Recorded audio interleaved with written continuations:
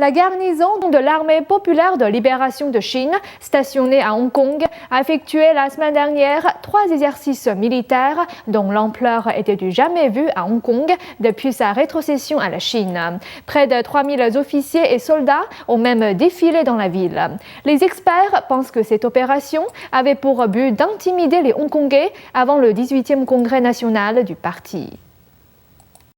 Des tanks, des armes à feu, des hélicoptères et des bombes. C'était le plus grand exercice militaire jamais organisé par la garnison de Hong Kong de l'armée populaire de libération et retransmise par la chaîne officielle CCTV jeudi dernier.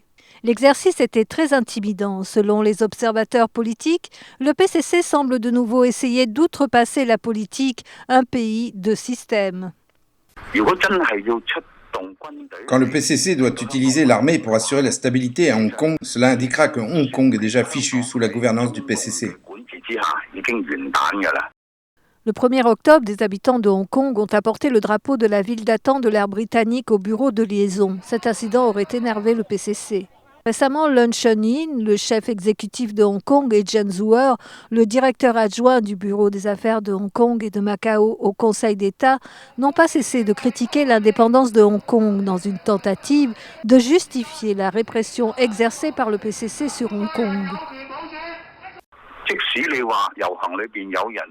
Même si quelques personnes ont tenu le drapeau de l'ancien gouvernement britannique de Hong Kong, cela n'a rien à voir avec la demande d'indépendance de Hong Kong. Si Pékin veut interpréter cela comme un signe d'indépendance de Hong Kong, cela ne fera que nuire à la situation et à l'atmosphère.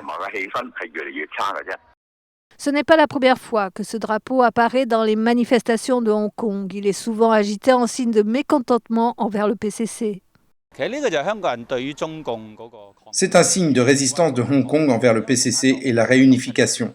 Depuis la réunification en 1997, le PCC a intensifié les violations des droits de l'homme et de la liberté de la presse. Il a empêché l'organisation d'élections générales et créé un climat de répulsion à Hong Kong.